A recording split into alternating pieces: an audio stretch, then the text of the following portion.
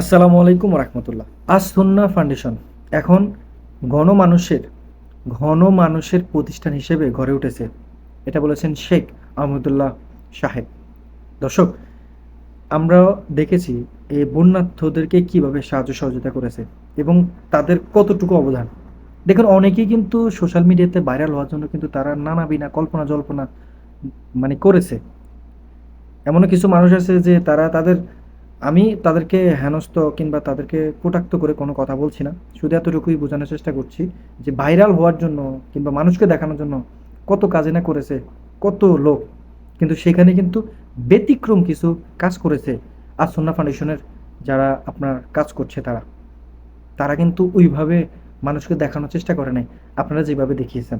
এই যে অনেকে তো আছে যে মনে করেন আপনার নিজেকে নিজে চলতে কষ্ট হয়, নিজেই স্বীকার করছে পানিতে পড়ে গেলে তাকে অন্যজন হয়তো সাহায্য করবে, তাকেই সাহায্য করার জন্য আরো ২ জন লাগবে। কিন্তু সে ত্রাণ দিতে যাচ্ছে। কি প্রয়োজন আছে?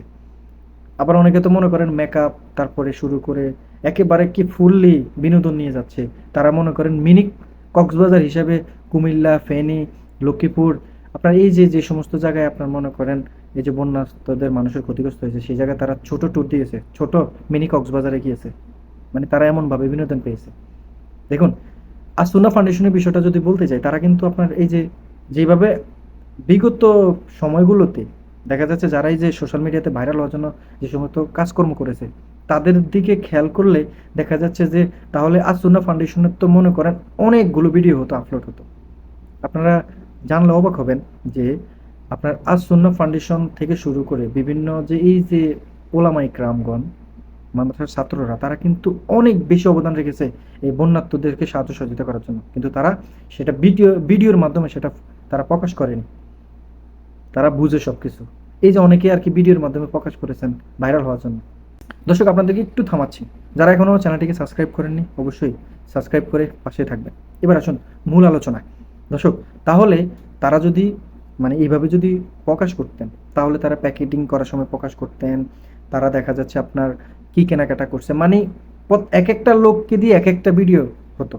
এইভাবে যদি হিসাব করেন, হ্যাঁ, যেটা মূল্যবান সেটা দেখানোর জন্য তারা সেই ভিডিওর মাধ্যমটা তারা দেখিয়েছে। যেটা প্রয়োজন, অতি প্রয়োজন, হয়তো এখান থেকে কিছু মানুষ ইন্সপায়ার হবে। ঠিক আছে? হয়তো দেখা যায় তাদেরকে সাহায্য সহযোগিতা করবে, তাদের এই ফান্ডের মাধ্যমে তো অন্য মানুষগুলো সহযোগিতা পাবে। হয়তো তাদেরকে দেখানোর ক্ষেত্রে কিছু যেটা প্রয়োজন সেটাই তারা করেছে, সেই ভিডিওগুলো করেছে। এই যে আপনারা যারা লোক দেখানো, এই যে আপনারা যারা গাড়ি ভরে ৮ জন ১০ জন আপনারা মনে করেন পিকআপ ভরে যাচ্ছেন, তো আপনারা কাদেরকে সাহায্য করতে যাচ্ছেন? এই যে আপনার মনে করেন নিজেই বাঁচতে কষ্ট, বাঁচাতেই লাগবে ২-৩ জন, আপনি কিসের ত্রাণ দিতে যাচ্ছেন? এক কথা বলতে পারেন যে মানে কত যে নাটক, কত যে কল্পনা জল্পনা শুরু করেছেন ভাইরাল হওয়ার জন্য। মানে কত মানুষের কি বলবো, কিছুই বলার নেই আসলে। কিন্তু সেই জায়গা থেকে স্যালুট এবং ধন্যবাদ জানাতে যাচ্ছি আসুনা ফাউন্ডেশনের সংগঠনের যে লোকগুলো আছেন, বিশেষ করে যারা আপনার সিনিয়র থেকে শুরু করে ওস্তাদগণ যারা আছেন তাদেরকে অসংখ্য ধন্যবাদ জানাচ্ছি। আল্লাহ সুবহানাহু ওয়া তাআলা আপনাদের সবাইকে নেক হায়াত দান করুক। এতটুকু স্পষ্ট করে বলতেছি, আপনারা আল্লাহ সন্তুষ্টির জন্য মানুষের সহযোগিতা করছেন। আপনার মানুষও আপনাদেরকে সাহায্য সহযোগিতা করছে শুধুমাত্র এই জন্য আপনাদেরকে বিশ্বস্ত মনে করে এবং আপনারা এই সত্যিকার অর্থে আপনারা ইনসাফ করে সেই মানুষদেরকে সাহায্য সহযোগিতা করবেন।